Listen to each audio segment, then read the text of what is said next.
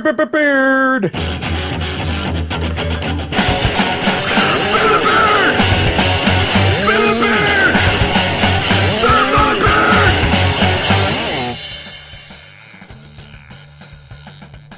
From the Fans Talk Podcast family at fanstalkpodcast.com, this is episode 276 of Fans Talk Pro Wrestling. My name is Joe, and with me tonight is Nick. Say hello, Nick. Hello, Nick. And this week we are reviewing WWE's Battleground pay-per-view, which aired this past Sunday, July 19th on the WWE Network. And we're going to talk a bit about, well, Battleground, the news coming out of Battleground, heading towards SummerSlam, a little bit on John Cena, a little bit on Kevin Owens, a little bit on TNA, a little NXT. We got a little bit of everything, just about. So let's not hold anything back. WWE Battleground, Nick, overall, what'd you think of the show? I wasn't too hot on the show, to be honest. Really? Yeah. I can't say anything bad about the wrestling, because that was consistently good across the board. But as far as the booking goes, I thought that was kind of crap. Barrett going over Truth, that makes sense. That is, if it's actually going to end this time. But as far as everything else, Primetime Players going over the New Day, John Cena going over Kevin Owens, the main event, well, that didn't really end. We'll get to it later, but yeah, there was just no finish. Yeah. You are right about that. Like you said, the wrestling was very good. But yeah, I think the storyline and a lot of stuff just seemed to be, there was not a lot of spark in this show. Yeah. Starting with the kickoff match, King Barrett versus R-Truth for the King of the Ring crown. King Barrett won, thank God. Nick, you had picked R-Truth. Do you feel at the time you made a bad pick? I don't think it was necessarily a bad pick, just given the way they booked Barrett, but if this represents an upswing in Barrett's momentum, that maybe he can finally get past all the bullshit he's been put through over the last several months, then I'm willing to take a hit on this one. Okay.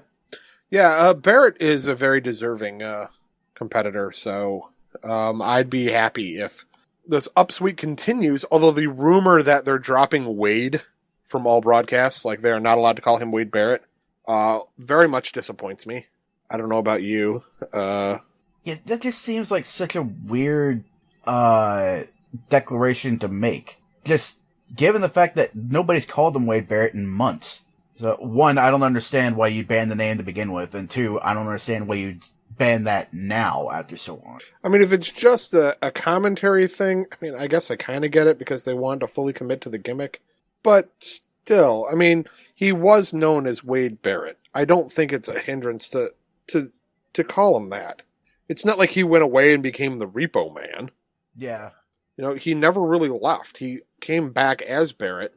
It just goes to show, like, I hate this thing where they change the guys' names and they drop. Like, Adrian Neville. Adrian Neville sounds more badass than just Neville. If you just call him Neville, it sounds like a sniveling little nerd like in Harry Potter. It really bugs me. Yeah, King Barrett won, thank God. Maybe this is the end of R-Truth pursuing the crown. And I've got these all out of order. Randy Orton beat Sheamus. Neither you or I was surprised by this. This actually was the curtain jerker for the main card. Did you have any feelings? I know Garvin had made a comment to both of us going, yep, 20 minutes long. Yeah, I don't know why we need to keep having this match. There was actually, somebody dug this statistic up, but this was the 176th match these two have had since 2009. Why? Is that counting house shows? That I did not see. Because that seems extraordinarily high. It does. It probably is. If they're pulling it from Pro Fight DB, then yeah, they probably are counting house shows. But yeah, why? It's not like this is Sheamus versus Cesaro, where it's just two guys beating each other up, or Sheamus versus Barrett, where it's actually entertaining to watch two guys beat each other up. It's just Orton. Sheamus will make things interesting. He'll play to the crowd. He'll mix things up with his moveset now and again. Orton is the same every day, every match, every time you see him. He's orange, he's brooding, he's boring. And then it's RK out of nowhere, vintage Orton, and then that's it. I don't understand why they have to keep going back to the same old matches for Orton. Make him change things up. Make him be interesting. Don't let him mail it in all these times. Yeah. I'm just not happy with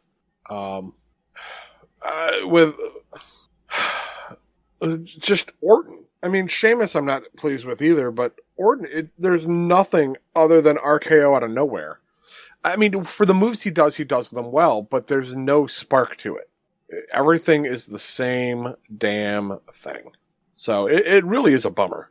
But yeah, Orton Sheamus, it's just not a match I want to see anymore. I don't think we will. Hopefully not. I mean, outside of being in like a tag match or a 6-man match or something like that. Yeah. Yeah, just the fact that they were in that 6-man tag where it smushed all the feuds together, that makes me dread that there's more to come. But yeah, I'm with you. I hope that they take a long break from that. Yeah, it's just old. Moving on, Roman Reigns versus Bray Wyatt happened with, oh my God, Bray Wyatt picking up the win. Mm-hmm. Did you enjoy this match? Because I did. Yeah, I did. It made sense from a psychological standpoint. I like that Bray wore Roman down all that long while. It was just basically a rest hold, but Wyatt put it on really well, and Roman sold it. Yeah, and that's I think that's a loss for a lot of guys. Yeah, it's an extremely important talent.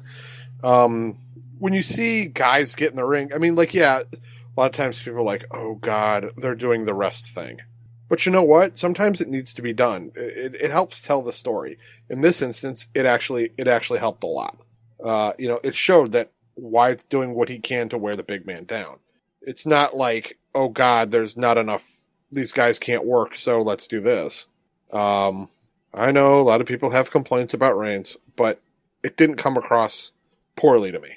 Yeah, it really helps that Wyatt is cast as such a cerebral character, and that it has been all about mind games with Roman. The commentaries even sold it well enough in that regard, so that you can interpret that as just one more weapon in Wyatt's arsenal to mess with Roman. It's like, yeah, Roman could fly around, he can do the drop kicks on the outside, he can hit the Superman punches, he can hit those spears, but if you ground him, that just gets in his head, it makes him feel helpless and makes him want to give up. So I really like that aspect of things. Yeah, it was fantastic. And then the surprise turn that Luke Harper is now back in the family, as it were. How do you feel about that transition? It makes a lot of sense, especially since Rowan is injured long term. Since we're not going to get Luke Harper doing well in a singles run because, I don't know, they don't recognize gold when they see it. But yeah, if we can't get that, then this is a great second alternative. Because I think the Wyatt family is broken up too soon. I agree completely. Yeah, it didn't do any favors for any of them. Like, Rowan wound up immediately jobbing to Big Show. Harper, he got the IC title, but that didn't go anywhere because he dropped it like 2 weeks later. And Wyatt, they kept casting him as somebody on the level of a Cena or a Roman Reigns or somebody that they want up there, but he never won the big matches. So, yeah, this is the perfect opportunity to start getting that spark back going and, bring back a little of that Shield versus Wyatt match that they're doing now. Yeah, I really like both men in the ring, so I'm very excited to see what they're going to have them do going forward, especially as a team, because as you said, the Wyatts were broken up too early. I like the fact that they tried to capitalize on what was going well with them, but yeah, it didn't work out well overall, and maybe they can try and recapture some of that, recapture what they were missing out on or what they were building on, and see if they can get some spark going at that point. Moving on, let's see. So we had this Divas match that we predicted, which was Team Bella versus Team Bad versus Team Paige. What they did on the card was they had Brie from Team Bella, Sasha Banks from Team Bad, and Charlotte from Team Paige all get in the ring and do a triple threat match, with Charlotte winning. How did you feel that this match went? It was a great match. One of the better ones on the card. I think... See, I don't know. I'm not exactly upset that Charlotte won, but, I picked Team Bad to win this match. And it seems like everywhere else this week, if I predicted that, I would have gotten that pick because, Sasha retained the title against Charlotte on NXT, and on Raw, Sasha won her match. So, I guess I just picked the wrong match. But, it was a good match. I'm glad the decision went down as it did, with Brie taking the pin and Sasha being outside the ring for that. And, that the NXT girls didn't necessarily have to cannibalize each other's momentum in order for the match to end. Right. No, I really enjoyed this match. This could have been maybe match of the night because they work so freaking well together. It's just so good. There's just nothing bad happening when all these women are in the ring. This is the type of women's wrestling I've been looking forward to. Was bringing the NXT talent up to help enhance the main roster and teach them how to wrestle. That's the big thing for me. Mm-hmm. It was fantastic. I really am pleased with it. Tag team match. Primetime Players versus the New Day. The Primetime Players do pick up the win. Garvin was the only one to predict this one correctly. That's I get where he was coming from because you don't want to see the Primetime Players drop it back to New Day so quickly. But where did you go? Where did you go, George? Where did you go? Where do you go with the story? Apparently, they're still going to be going New Day versus Primetime Players. That's what it seems like. And I hope they make it more interesting this time around because as nice as it is to see that team finally get the gold, they haven't really done anything with the belts. They haven't looked that great. They haven't really shown anything to me. Right. It just makes me question why they took the belts off the New Day in the first place, or at least the timing of it. Maybe the New Day and PTP should have had more interactions, more feuding going on before the belt finally did change hands. That would have been interesting, but I think they would have had to hold off from doing a title match for quite a while to do that. And I don't think they were willing to do that. I think Possibly. That only because you don't want to have that same thing that happened with Jack Swagger when he was facing Rusev, where like every other week it was Jack Swagger versus Rusev. Why? He just keeps losing, so that it wouldn't be believable whatsoever. You don't want that, oh God, we're getting this again type effect. At least that's my speculation. No, that definitely makes sense. One way around that, I would think, is if they kept doing what PTP was doing with all the teams, mocking them backstage in video packages. Right. I think you could have had the New Day doing the same, and it would have been just as good, if not better. Because those three are just nailing it as far as banter goes. Yeah, definitely. I enjoyed New Day. I think they're great workers. I actually was I was hoping they were going to get this back because I think they work really well holding the title, and I think there's more face teams than heel teams in the tag team division. We brought that up last week. So, but apparently the WWE didn't think so, and after looking at Raw, are they going to help? Are they trying to turn Los Matadores heel now? I didn't get that impression.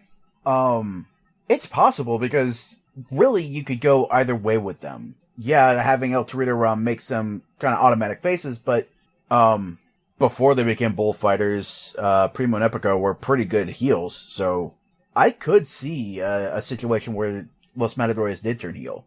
But I think right now, I think they were just capitalizing on a moment. Right. Like trying to make a name for themselves, put themselves in title contention.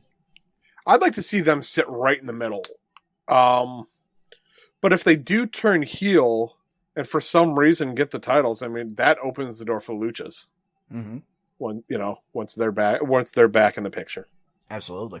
Yeah, let's not forget about them because they are a good tag team. And we like tag team wrestling. For sure. Hells yeah. Let's see, what else haven't we talked about? Ryback versus Miz versus Big Show didn't happen outside of banter between Big Show and Miz. And John Cena beat Kevin Owens for the U.S. Championship. I enjoyed this match a lot. I've been loving Kevin Owens' work, and Cena's been doing some great work in this feud too, at least in my opinion. What did you think, Nick? Honestly, I was kind of dumbfounded at what ended up happening. The match was good, just like the prior matches have been. But this was the rubber match between the two, and I guess they could have another match at SummerSlam, like some people have been suggesting, but the WWE tends to do things in threes. When they do the 50-50 booking, the way they've done with Owens and Cena, you have the rubber match and then that's it for a while. And Cena beat Owens. With an STF, no less. But not even the top rope, AA, which, yeah, that's a pretty definitive finisher. But the STF, everybody gets out of that. So this didn't make any sense to me. Not only the choice of move to put away Owens, but the fact that they put away Owens at all. Owens beat the top guy in his debut match. And they took the NXT title off him. So all signs pointed to Owens taking the US title away from Cena. And then that happened. I just don't understand the booking there. I don't understand how this helps either of them. Yeah, I've got no idea either. Cena didn't need the win to be the superstar. He's always going to be the superstar. That's his legacy now. We know it. Maybe, I don't know, they're going to try and hype his Amy Schumer movie. And really? Amy Schumer? Granted, I like Amy Schumer. I think she's funny. But this is a John Cena vehicle for movies now? I don't know. I just like the bit in the commercial where he says, somebody calls him Marky Mark, and it's like, Marky Mark? I look like Marky Mark ate Marky Mark. And that's pretty much it. And I think that's pretty much most of his stuff in the movie. But, yeah, I don't know. Maybe they're keeping him high up to help advertise the movie. But that's not exactly PG, so I don't know. Ugh. Yeah, there's just no reason that I can see why this could have happened. Well, there is a lot of speculation about that, and we'll get to that a little bit later. But Kevin Owens and Jonathan Cena worked very well together, and I've enjoyed every match they've had. Moving along, I think the only thing left to talk about for the pay-per-view is the main event, Seth Rollins versus Brock Lesnar for the WWE World Heavyweight Championship. Nick, you picked right. You picked Seth Rollins. Seth Rollins walked out of the pay-per-view with the title. That's how we score. He didn't win the match, but he won. Still kept the title because, well, the gong hit. The Undertaker came out and went after Brock Lesnar. Brock Lesnar gets hit by Taker. That would essentially cause the end of the match. But we have a little bit of Axelmania going on here. The bell never rang. The match never officially ended. No, it didn't. And it appears the internet was very, very upset by that. Yeah, to be honest, I was too.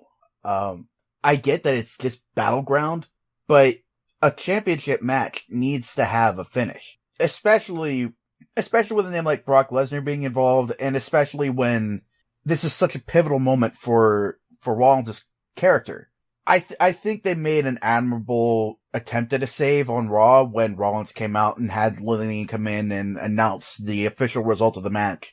But yeah, I didn't get any mark-out moment when Taker came out. I didn't get the feeling that, oh, this is going to be epic. Taker's going to get revenge on Brock Lesnar. I just thought, but where's Rollins? What's the match result? When's the bell going to ring? And apparently I'm not alone in that. I think it was just a bad way to end. Like, a dusty finish is one thing. An ending where the face gets screwed is one thing. But yeah, it's just Taker comes out, wrecks house, and leaves, and that's the end of it. We don't see Rollins again. We don't see the championship belt again. It just ends on Taker walking out. Why? Right. I had a complaint with this in that, okay, so this match, spoiler alert for the next couple minutes, leads to Taker Lesnar at SummerSlam. I'm just gonna throw that out right now. Here's my problem. You're essentially headlining SummerSlam. This is a headlining match with two guys who were still active 15 years ago. You are using guys who were on top of the card 15 years ago. All this pushing we do for younger guys or younger women, younger wrestlers. You're looking at New Day, Kevin Owens, any of the NXT women who have come up. Seth Rollins, of all people. I mean, he's a newer talent. And who's headlining SummerSlam? Two old guys. Taker debuted almost 25 years ago. Lesnar was on top of the WWE 15 years ago. And this is your headlining match. As of right now, I understand we still have time to go. But usually the match you build a pay-per-view around is the first one announced. And this is it. I'm to be looking forward to the future hurts. For all the push for newer talent and stuff like that, and then crap.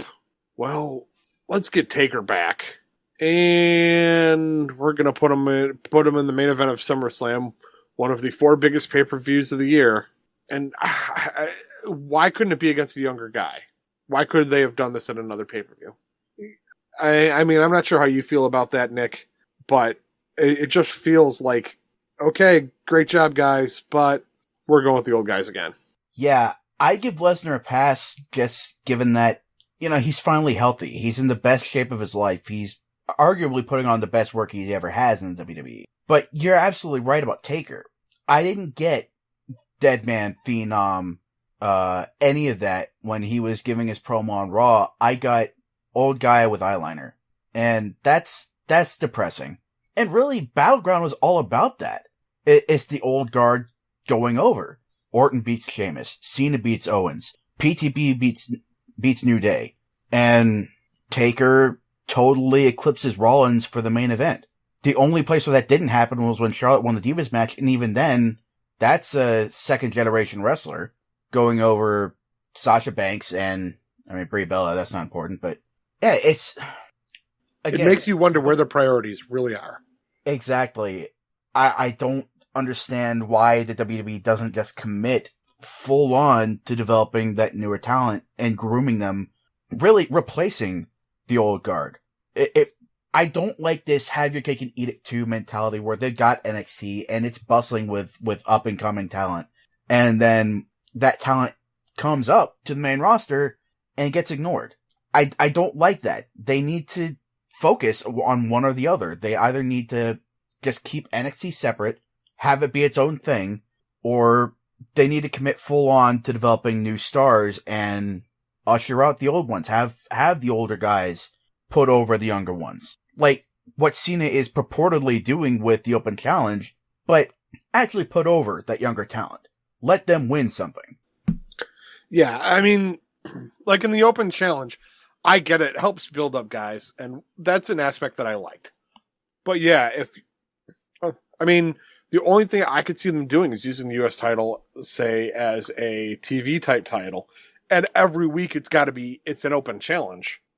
I think that would be brilliant because no matter who's got the title, it would need to continue. Then you would get interesting matchups and surprising overturns, just like we did back in the Attitude Era that everybody wants so damn badly. You want that surprise, you want that shock, you want that Tony Schiavone asses in seats comment to happen. You're looking for that type of excitement where something you just don't expect to happen is going to happen. And I think they can do that with an Open Challenge, as long as Cena doesn't always win. Yeah, I've heard a lot of speculation about maybe that's what they want to happen, is have the title change hands on Raw during an Open Challenge match, rather than at a pay-per-view where we're kind of expecting it. And if this had happened before Kevin Owens, yeah, I'd be 100% behind that. But there's a legitimate feud going on now. It should have changed hands at Battleground. It should not have been, if we're going to get that moment, it should not have come after Owens loses twice and walks away with nothing. I think that's just completely wasteful. Yeah, what they're planning on doing, I've got no idea. I hope they want to do something interesting, but it's just, for Cena to drop it, sure, but is it going to be against one of the 4 guys we've already seen him fight? Something tells me it's going to be. Unless they're going to bring up like Sami Zayn comes back super early and challenges again, even though he is one of the guys beaten, and he actually does win the championship. That would be awesome. That's, I think, what we were really hoping when he came out and faced Cena the first time. Yeah, and if people haven't, no. Well, I doubt that's going to happen because Zayn did come out and say he's probably not going to be back this year. Right. I'm not trying to say that he's faking or anything like that or the storyline. I know he's legit hurt. It's something that is what it is kind of thing. But yeah, I'm just saying a surprise like that to help it be like a debut, to help a guy in a debut. I mean, they did it with Santino and the Intercontinental title. Let's be perfectly honest there. That's one that everyone was like, what the fuck? Who is this guy? He's your Intercontinental Champion. Suck it, bitches. So, yeah, something like that would really work. Yeah, sure. Yeah. Let's see, what else? So, yeah, Taker Lesnar at SummerSlam. You got my thoughts on that. Seth Rollins versus John Cena is another match being speculated here. I mean, this jumps back into what we've already been saying, that you're squashing all that momentum from these guys. And do you do Rollins versus Cena for a title? Do you just do it? Do you do it like loser gets the U.S. title? Or are we doing a title unification thing here? Why do it? Why do it now? Yeah, I assume this would just be a champion versus champion deal, with no title on the line, just pride. But you're right. This is a complete loss of momentum for Rollins. And didn't we see something similar during the Summer of Punk, or all the CM Punk time leading up to his departure? I mean, where he was the WWE champion, but Cena headlined. That's never sat right with me. Yeah, I don't like the idea of one guy being bigger than the company. And that's exactly what the top champion is. He is the company. So you build another match above that, and it doesn't make sense. As far as Rollins versus Cena goes, this benefits nobody. Cena's already top guy. He's already making the US title look awesome. There is no win for Rollins here. If he beats Cena, then okay, fine. He's already WWE champion. He's already supposed to be up there. There's just no tangible reason for this in my book.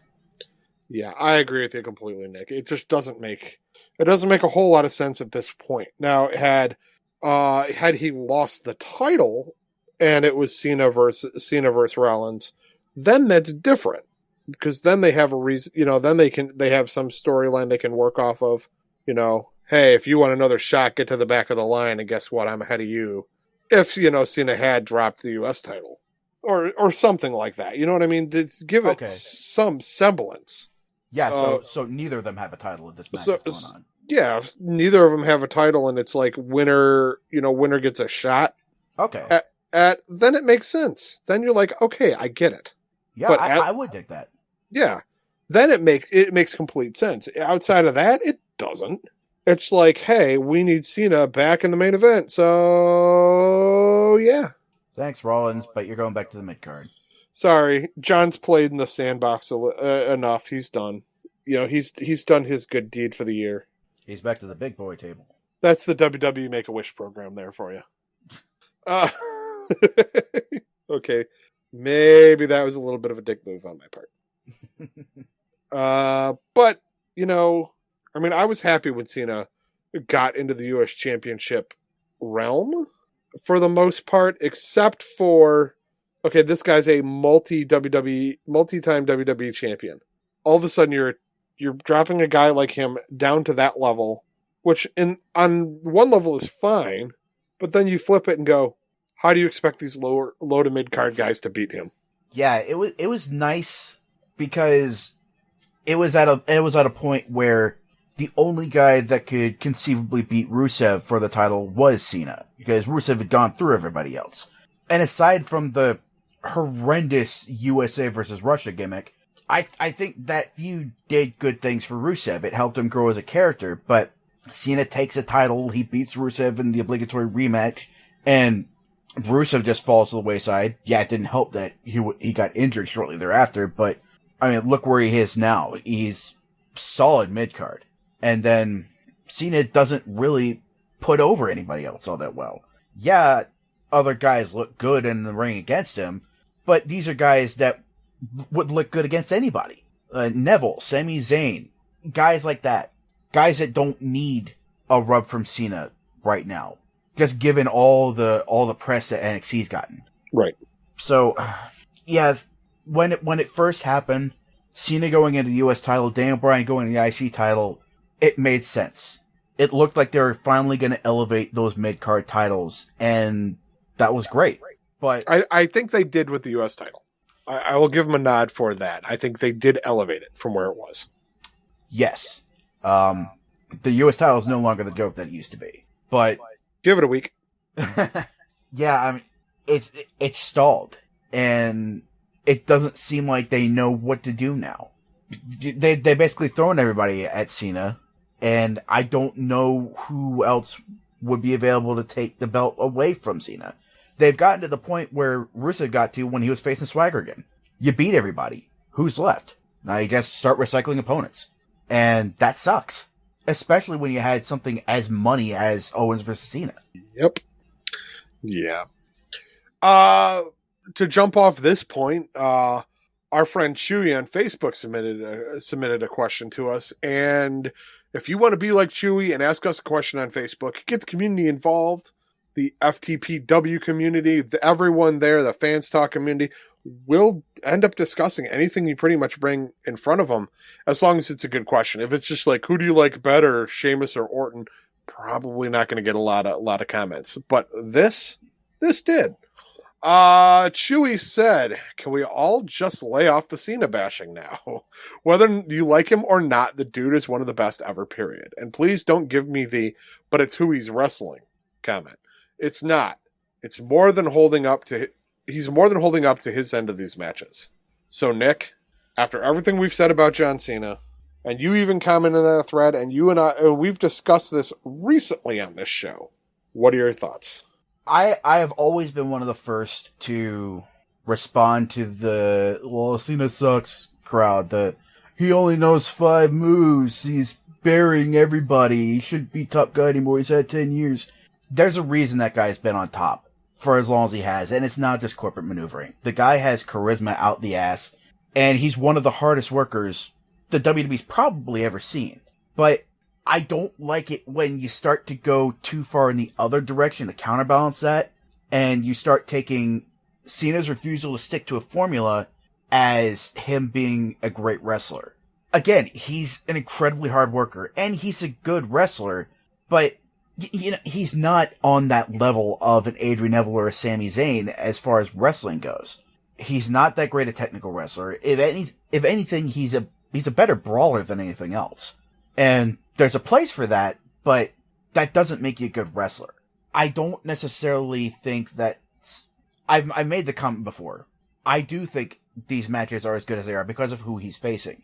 He's really upped his moveset lately, but I don't think quantity over quality is necessarily a good thing. Like, you've got the Cena Destroyer that he does, and it's so slow. I don't understand how nobody's countering that. Because you've got guys elsewhere in the wrestling industry that are doing the actual Canadian Destroyer without missing a beat. You got Buff fucking Bagwell doing it, for God's sakes. And dude's old. If he can hit it as well as he can, there's no reason Cena shouldn't be doing better with this version. Yeah, there's not much different either. Let's be honest here. Yeah. It's essentially the same move. It's just, I don't know why you had to have that extra swing there at the end. Yeah, I don't know. But I don't want to take anything away from Cena. Said it a lot by now. Great worker. Great talker. He's done a lot for the WWE. But if he was really doing so much to make these matches great, that open challenge match he had with Kane would have been a lot better than it was. Fair enough. My counterpoint to all that is Cena started performing in a different era. And I think And it was the high time of, say, guys like Rey Mysterio who worked in a formula. Jericho, not so much with the formula, but still, I mean, it was that era. Batista. There were a lot of formulaic guys. This is how the order goes. While Triple H was heavily in the ring around that time, more near the tail end, he was formulaic. It was always, spine buster, boot to the stomach. Then the pedigree. Everybody had their formulas back then.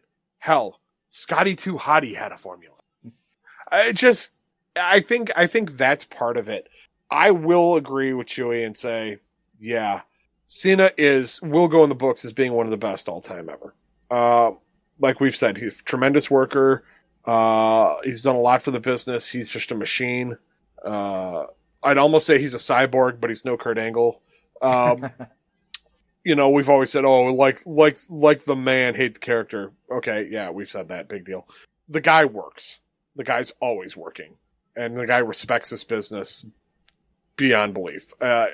For lack of a better phrasing, he is the next Triple H. In that someone who respects the business will be in this business for life. Hopefully not to the sadness that I feel it's Hulk Hogan, but there you go. I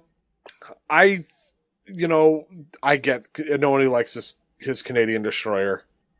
Got it. People don't like the slingshot cutter that he's doing off the ropes. Okay. Or stunner, I mean, not cutter. My bad. Sorry.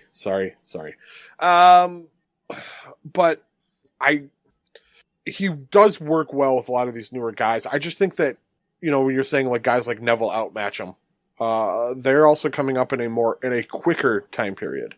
They're younger guys who have more flexibility in their in their bodies. Not that Cena is unflexible, but he's been built a different way because of the era he came up in. I mean, it's not like you're going to see Hacksaw Jim Duggan doing the moves that Cena does. You're not going to see that because it was a different era. And those guys learned an entirely different style that worked in that time period. I think we can be over a lot of the Cena bashing and have big problems with the Cena booking. And of course, you're going to have the flubs. You're going to have the Cena. You're calling moves way too quick, too loudly, or you're, those kind of things. But on the whole, I agree. I do agree with Chewy. It's, there's been a lot of Cena. There's been a lot that Cena's done that we've shit on that we should respect, I guess is where I'm going. I've been one of those guys who's done it, and I don't know. I do.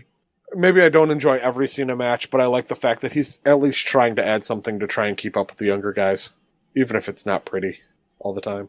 Yeah. I didn't think that Cena Destroyer at the pay-per-view was as bad as some of the other ones he's done. That's true. And yeah, I'm there with you. I'm glad he's trying to keep things fresh, to do stuff that, will work better with who he's facing. I think he needs to do a lot better job of picking out his moveset, though.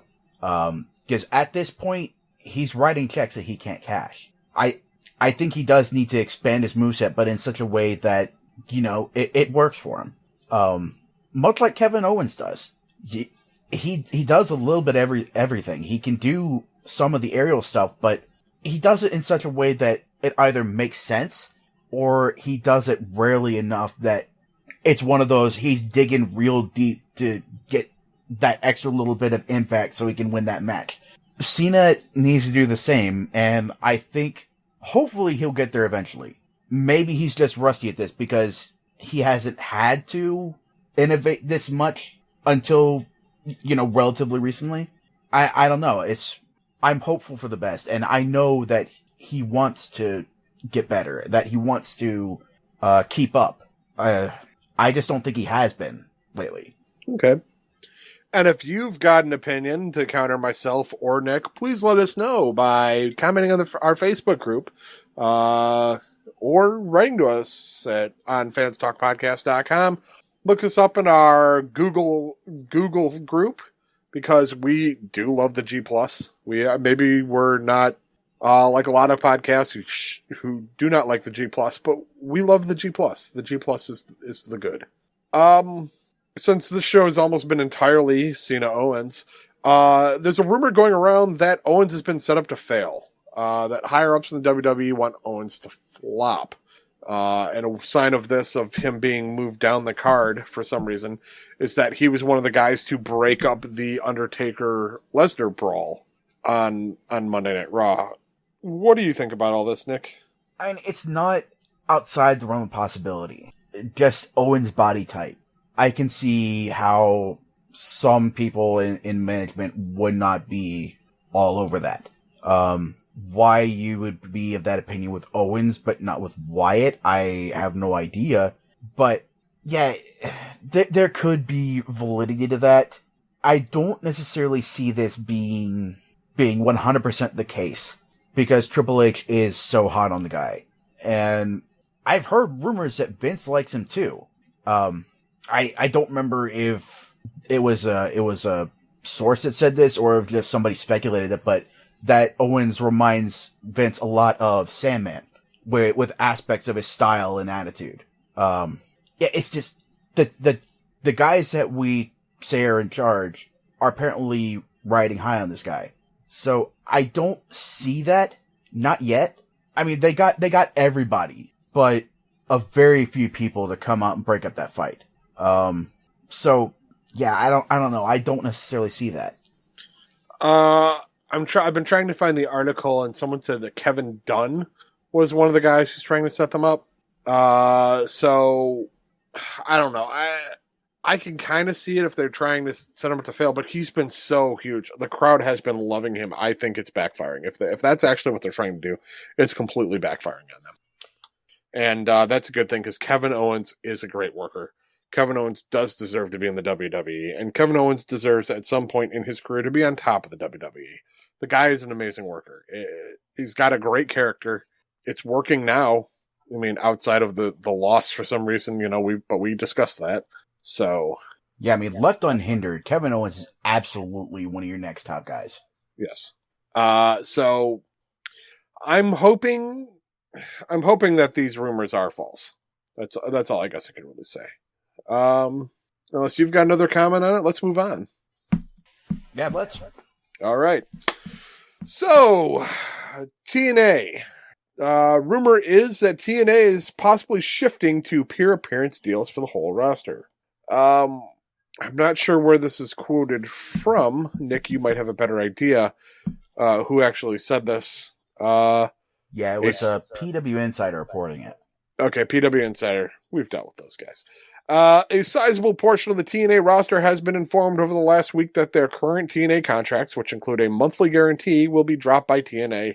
And in their place, TNA is offering per appearance deals. The way the former contracts worked is that TNA paid talent on the talent a monthly fee and then paid them an additional per appearance. So if a talent was booked 10 times a month, they were paid that as well as a guarantee. If they didn't work at all, they still had the guarantee. In some cases that they've heard of, TNA will now pay talent a little more per appearance than they were already receiving, with the idea that it will make up for the loss of the guarantee. Should the company start booking more dates, the talent could be in line to get even more money. But what happens if you've got a guy you've decided to give a guarantee to? This is my opinion here.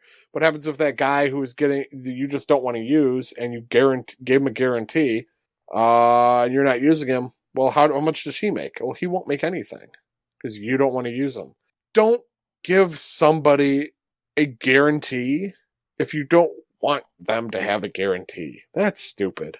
I mean, this just screams of backpedaling to try and save costs, which I get it. Trust me, I get it. But man, it just leaves a bad taste. Yeah, from a business perspective, this move absolutely makes sense. TNA is in a position where it needs to conserve revenue. And so, yeah, I think this is a good response or a good alternative rather than paying out huge amounts of money to guys that you aren't necessarily going to get that much out of anymore. Yeah, it sucks for those guys that have been getting those guarantees and now no longer have them and might not have anything booked for them by creative. But at this point, when TNA is giving you the go ahead to go work indies and get in a position where you do have other work coming in, if you haven't prepared well enough by now so that the loss of the guarantee doesn't hurt you quite so badly. I think that's more on you than on TNA. I mean, it sucks, but you've had time to make adjustments. So, I don't know, it sucks for you, I guess. Yep, that's what we're saying. It sucks to be you. Love Fans Talk Pro Wrestling Podcast. No.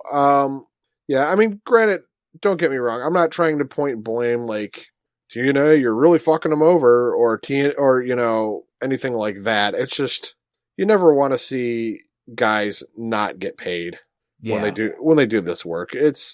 We're fans, and we want to see the guys keep getting work because we want to keep seeing them do what they're going to do. We understand that not everybody's going to get on TV all the time, but we want to see some guys. We want to see guys get the full on there. We want to see them be ready to put on a show for us and have us leave entertained. Yeah, absolutely. One aspect that I have seen folks bring up in relation to this is how this would affect storylines. And, if the majority of your roster is going to be on a per appearance basis, you gotta be really careful how you book angles going forward, because the talent may decide, oh, this isn't enough money. I'm getting an offer for a deal over at ROH or GFW or over in Japan or down in Mexico, and it's a steady income. So one day, a few weeks into the angle, that talent might decide to just go off and go to that other company and leave TNA in the lurch. See, I don't see that happening. I think TNA might be wise enough to say, okay, we're booking on per appearance. This is the storyline we've got laid out. We're going to need you for 5 weeks. We're going to pay you for those 5 weeks. Like, I see them blocking in those segments, and maybe stuff that isn't necessarily storyline. Guys who are going to be more enhancement talent, they wouldn't necessarily do that because they can pick up anybody to do that essentially. But but I could see securing guys for that time period. And that is where the way that TNA is doing its tapings, like 5 or 6 at a time, that really works well in TNA's favor because they can tape all that content in advance. So, I mean, yeah, from that aspect, this restructuring deal makes even more sense. Right, because, I mean, does it still count as one appearance? I believe, from what I've read of past stories where wrestlers have dropped old deals and got new ones, they adjusted the language in their contracts to account for doing multiple shows in one night. Like, they get paid per blocked off show rather than per show appearance, essentially. Yeah, basically. Or per episode appearance, I guess it would make them more. Yeah, so if they're taping 5 or 6 shows over a weekend, they're getting paid for those 5 or 6 shows. Gotcha. I would assume that they're going to stick to that with this per appearance deal. One would hope. I mean, love or hate TNA, you still want to see the talent get paid. Yeah, for sure. So, okay, Lucha Underground. We haven't really talked about that, but that's more Garvin and his wife's realm. I know you've been watching Lucha Underground, Nick. What has been standing out that you want to bring up for our listeners to talk about, along with Garvin and his wife? Yeah, I've just recently gotten caught up on Lucha Underground. I was in a position where I was a couple months behind, and I spent this last week getting caught up. And man, that's good TV. Pentagon Jr. has really come a long way since his debut. Probably the best heel in the business right now. Certainly my favorite, right up there with Eric Young right now, Flair EY. Oh man, it's better than just breaking arms left and right. It's something more psychological. When Cueto brought him in and offered to give him a match for one of the medallions, he turned that down right away and basically said, my master and I aren't interested in that. If we were, we'd have all 7 of those medallions after I broke your arm for him. So that's just badass. You talk directly to the owner of the company like that and just plain don't give a fuck. I love the heel persona right there. And the way Vampiro stood up to him. Like, we're going to be seeing Vampiro versus Pentagon Jr. at Ultima Lucha. And the way Vampiro accepted that challenge and chokeslammed the hell out of Pentagon Jr., that was a great chokeslam. Better than I've seen from a lot of big guys lately. So, yeah, I'm absolutely excited about that. The medallion storyline is catching my eye. The competition for him has been magnificent. Like King Cuerno versus Killshot. Great match right there. So let me ask you, and this is something that I haven't caught in my listening of Fans Talk Lucha, which you can get, I believe it comes out just about every Friday is the schedule they tend to stick to. I listen to mine Saturday or Sunday morning during my morning coffee. I strongly suggest you do the same because it's an enjoyable way to start the day. But what do the medallions do? I mean, I'm expecting if somebody gets them all, they get a championship match or something like along those lines. The way Cueto's introduced them, the medallions are a chance at immortality. And nobody's really gotten anything after winning one yet. I imagine that something incredibly significant is going to happen when somebody gets them all. Now that all but one of the medallions has been handed out, I think we're getting closer to an angle where all 7 of them are going to fight each other for possession of the medallions, either back and forth over a series of weeks, or maybe all 7 fight in one match and it's winner takes all. But yeah, it's been really flowery language surrounding the medallions. Like, you gain all 7 and you gain the power to challenge the gods. You gain the power of the 7 Aztec tribes. I don't necessarily how they're going to translate that into wrestling terms, but yeah, you get to be the owner of the company for a day. You get to run the temple. But yeah, you get naming rights. Yeah, it should be good. Just given the talent that holds the medallions, like Jack Evans, Aerostar, Drago. Wait, no, Drago doesn't have one. But yeah, Aerostar, Sexy Star, Bengala, all pretty good wrestlers. Yeah, I mean, I don't get fan stuff. I don't get Lucha Underground in my area, at least not with my cable package. So I don't get to watch it, but I love catching up with it. Fans Talk Lucha, and it makes me really want to upgrade my package, especially with Destination America getting all the lovely ROH action as well. Unfortunately, Oncoming Baby says otherwise. Yeah.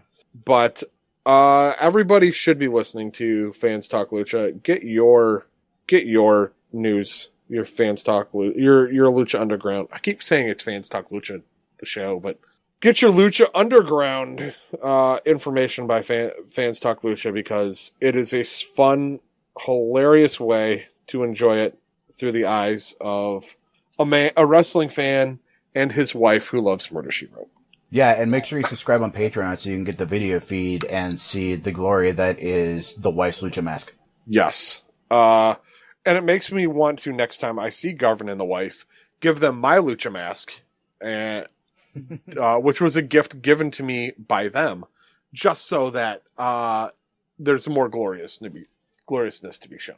Okay, so moving on to NXT. Jushin Thunder Liger, if I said that correctly, is appearing at NXT TakeOver Brooklyn, which takes place a month from tomorrow, August 22nd. Not tomorrow like I originally thought when I just saw the number and had a heart attack. Like, oh my God, I can't miss this. I still have a full month to build up excitement, and I can't wait to see what they're going to do. Brooklyn will be a nice raucous crowd. And the card that we know of is as follows. According to RingsideSeats.com, this is what they're speculating. Jushin Liger against Tyler Breeze. Samoa Joe versus Baron Corbin. Sasha Banks defending her championship against Bayley. And Finn Balor versus Kevin Owens for the NXT Championship. Given these 4 matches, Nick, which are you looking forward to the most? I gotta be honest, I think I'm most psyched about Liger versus Breeze. Liger is a legend.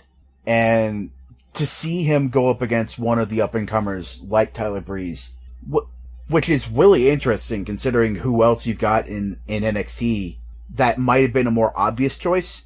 Couldn't necessarily be Balor because he's champion now and he's defending it, but like bring back Neville for a little bit, or I don't know if Itami's going to be healthy by then.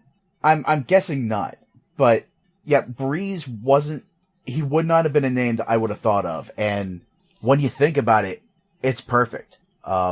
He's a great junior heavyweight style wrestler, And I think he's got a style that meshes really well with Liger's. Liger could work well with pretty much anybody, but, he's a great junior heavyweight, and... Would he work well with Cena? I think he can make Cena look good. But yeah, that's just going to be such an exciting match, especially when you consider it's a New York crowd, and they've gotten so much more exposure to New Japan over the last couple of years with their partnerships with ROH, and this isn't necessarily Liger's first time in recent years in that crowd. So yeah, it's going to be an amazing atmosphere for that group. Yeah, I think that's going to be everything you said, Nick. Fantastic. The match I'm looking forward to the most out of those four is probably Samoa Joe versus Baron Corbin, and if you believe that, you're an idiot. Maybe actually, you know what? I would love to see Samoa Joe hit him with the Canadian Destroyer. Listen to me. That'd be impressive. What the fuck am I thinking of? The Muscle Buster? Thank you. I kept going over shoulder boulder holder. Nope, that's Ryback.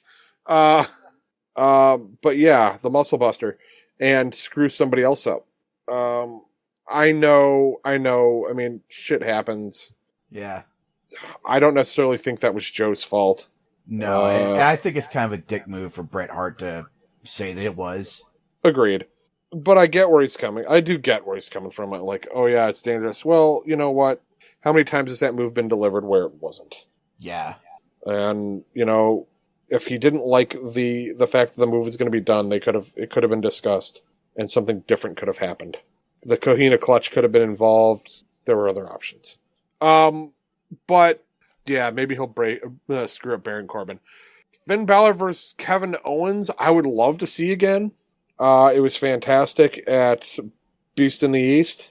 I'm looking forward to seeing what those two can do with a rematch, because something tells me it's going to be off the hook. Yeah, and I really loved the way they built that at San Diego Comic-Con, when I believe Regal made that match official there. But he asked both Owens and Balor for comments. And, Balor described going to Beast in the East, going back to Tokyo, as a homecoming. Like, he considered that place his second home. And at the panel, Owens referenced that and said, you felt like going to Tokyo was coming back home. As long as you worked in Japan, I've worked that long in New York. So just imagine what it's going to be like when we walk in there and I take back the title. I just love the way they built that. It's perfect on Owens' part. Yeah, it's that kind of thing makes me excited. I love the Owens character for shit like that. Mm-hmm. It just works. He's definitely got that character that you're going to love to hate him. And he's going to get the job done, and you're going to hate him even more because he backs up just about everything he says. Like, it works on so many levels. Balor is just a fantastic persona. An extremely talented worker. I think they've got gold on their hands. And, yeah, I think it's going to be a good show. I'm looking forward to it. I haven't seen a bad NXT takeover event. No. It's not like, oh, that's their battleground. Ugh. I mean, it could always happen. It could always have a shit show. Yeah, you could always have more matches on the order of Rhino versus Baron Corbin. I mean, you've got to have some filler like that. But I mean, you figure you're going to get we might get a tag team match in there. Yeah, I'd be incredibly surprised if we didn't see Vaudevillains versus Buddy and Murphy for the tag team titles. Against who? Buddy and Murphy? Blake and Murphy? Blake and Murphy, yeah. Buddy Murphy's one guy. I forget because they're so interchangeable. They're calling themselves the Blake and Murphy factor or the Bam factor, and I don't know. I'm pretty sure I've lost brain cells just from watching their entrance. So yeah. Yeah. So yeah, I mean, this could be. I mean, given past NXT shows, this could be a show that even could surpass SummerSlam. Is it a fact? No, I am in no way saying yes, that's what's going to happen. So I'm just saying that the NXT guys have shown up the main roster on more than one occasion. I think that's fair to say. At the very least, they're going to give SummerSlam a run for its money. Fantastic. So Nick, unless you've got anything else you want to say about NXT, we can move on to win fail. Nope, I think that's it. Women wrestlers aren't getting paid? Why do you do a job? Here is your win. You do any job, And fail is to fucking get paid! of the week. All right, Nick, win fail. What is your win of the week? My win of the week is R-Truth talking down Lesnar in the backstage brawl. That was just so unexpected a moment. And of all the people Lesnar listens to, it's R-Truth. And one half of Team Tremendous, Detective Dan Barry, mentioned on Twitter, King What's Up said to stop, and Lesnar listened. I'm just saying. It was just such a perfect blurb right in the middle of that brawl. And yeah, it was weird, but strangely enjoyable. And also, you got to give the win to Liger getting booked for TakeOver. Yeah, that is probably the most exciting thing that's come out. So I'm definitely looking forward to that. For me, my win of the week, it's still the Divas, as I did last week. I love the fact that the NXT women have been called up to the main roster, and they're showing why NXT is this freaking fantastic. They're just unstoppable, fantastic workers, and highly entertaining. They really define for me why they should get rid of the men and women's division and throw them all in the same bucket. I mean, especially if the world is going to get very upset and look, we want equal rights. Everyone wants equal rights. Why do we need a division? Why do we need to draw a line? I would love to see Sasha Banks as WWE champion. Too strong of a comment? Don't care. Really don't care. I think she could hold her own. John Cena versus Charlotte. Yeah, I've seen Sasha do intergender matches on the indies, so yeah, not a stretch to imagine that. Not at all, and hell of a lot of fun too. Nick, what is your fail of the week? The Battleground booking. We trampled that topic into the dirt early on, but yeah, just so many results don't make sense to me. And I wonder if we're going to be getting some of that again at SummerSlam, like some of those matches again, and maybe this time they'll be booked quote unquote right. But yeah, the Battleground was disappointing for me in a number of respects.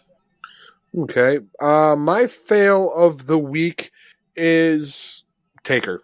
I'm not all that hip on the idea of Taker versus Lesnar.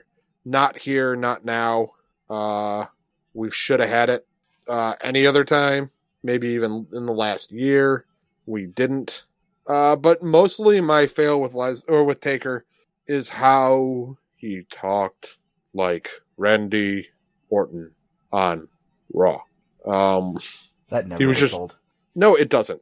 But Taker was extremely slow in his dialogue, and I don't know if he's doing it to try and create some horror effect, because you don't need that anymore. We're past the need for the spook factor. Still want to know when you started with the fire, though. When the fire stopped being Kane's thing and became Taker's thing. Yeah. But yeah, no, I just was not like. I get the points. I get that he's pissed off, but to me, it's still weak sauce. It's not what I'm looking for in the going forward. It was something I was looking for. I don't know, year and a half ago. Yeah, last year's SummerSlam. Yeah, that Taker probably wasn't healthy because he got fucked up by Lesnar at Mania, but. Right, but still, it's something that I wanted to see. It doesn't fit the storyline for it to happen now. Exactly. Like, yeah. What was the reasoning? There wasn't any reasoning. We went ad nauseum about it earlier. If you want to hear us rant about the old guys taking over the card again, you can. You can just hit rewind and go back to the beginning of the show, and give us another listen because we know you love the sultry sounds of our voices. Yeah, so that's my fail. Nick, do you have any final thoughts? That does inspire an auxiliary fail on my part, which will count Sure. for my final thought. How can you be the dead man with MMA gloves? I don't get why they're going back to the more supernatural side of things when he's ditched the robes, and he's kind of reverted back with the hat and the coat. But then you got the MMA gloves. That I don't know. That doesn't gel with me. I would prefer that if you wanted to go back to an Attitude Era gimmick, just assume the badass persona. It's more with Lesnar anyway, I think. It does, but I think it kind of goes for an optical illusion. They're looking for the bigger hands. Oh, maybe. That would be my speculation on it. I mean, I could just be grasping at straws here, but, Taker is that larger-than-life persona in the WWE. So maybe that's what they're going for, is he's got the big hands. It helps cover up if his hands look scrawny when he goes to chokeslam someone. I can see that. I mean, completely guess out of left field here. I'm not throwing it in stone, but yeah. So that would be my speculation. Seems legit. Okay. So that's the end of the show. That's the end of tonight's free conversation. Join us over on patreon.com/fanstalk for bonus content and early access to episodes just like this one. Also, make sure you join the ongoing discussion that happens on our YouTube channel. Just search for FTPW276 and see what others are adding to the conversation. For myself, Garvin, who's not here, Nick, that guy Harrison, who's apparently still alive, Rob, Lee, and everybody else who's ever been on this show, have a nice week. We'll see you next Tuesday. Kevin's gonna be pissed when you forgot him. Oh, fuck. Kevin, yeah. Shit.